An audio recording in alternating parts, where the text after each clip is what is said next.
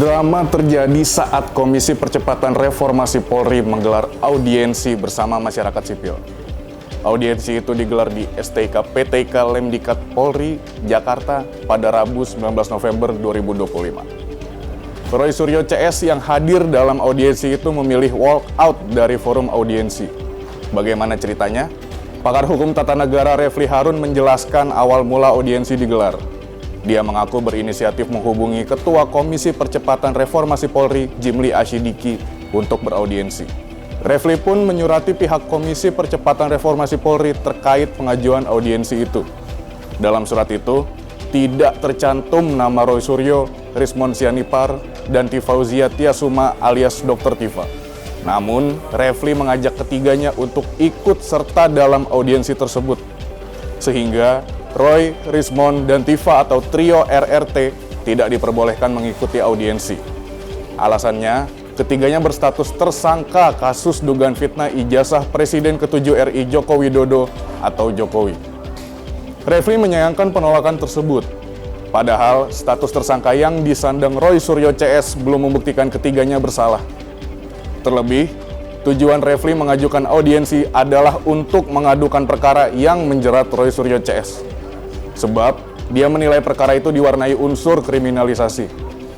Akhirnya Roy Suryo CS diberikan pilihan untuk boleh hadir di ruang audiensi tanpa boleh berbicara atau keluar dari ruangan. Mereka pun memilih walk out.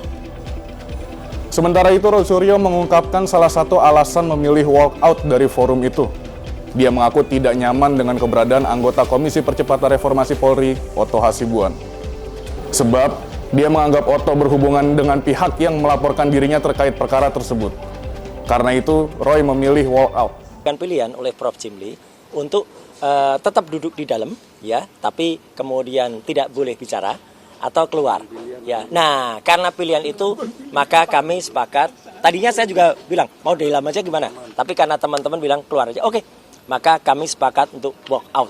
Ya, jadi kami sekarang serahkan kepada masyarakat. Apa penilaian masyarakat berarti yang harusnya menerima kami selaku semua yang ada. Dan kami sebenarnya juga tidak nyaman kalau kemudian kami keluar, karena apa? Di dalam juga ada yang ada hubungan langsung dengan pelapor. Ketua Komisi Percepatan Reformasi Polri Jimli Asyidiki buka suara atas walk out yang dilakukan Roy Suryo CS dari ruang audiensi.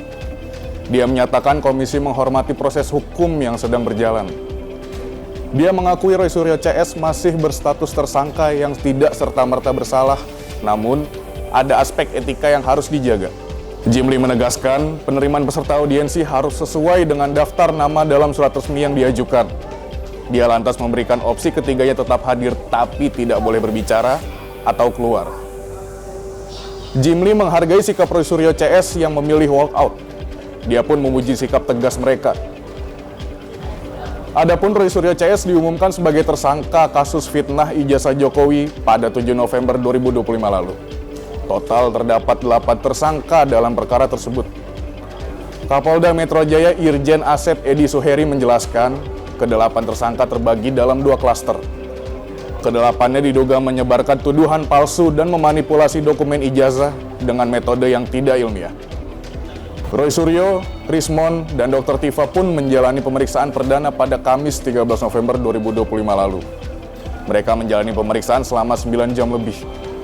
Akan tetapi, ketiganya tidak ditahan usai menjalani pemeriksaan. Penyidik Polda Metro Jaya mempersilahkan mereka kembali ke rumah. Di Reskrimum Polda Metro Jaya, Kombes Iman Imanuddin mengungkapkan, ketiganya tidak ditahan karena mengajukan saksi dan ahli yang meringankan. Demikian headline iNews ID hari ini. Ikuti terus perkembangan berita Roy Suryo CS dalam perkara dugaan fitnah ijazah Jokowi di iNews ID. Saya Rizky Agustian. Sampai jumpa.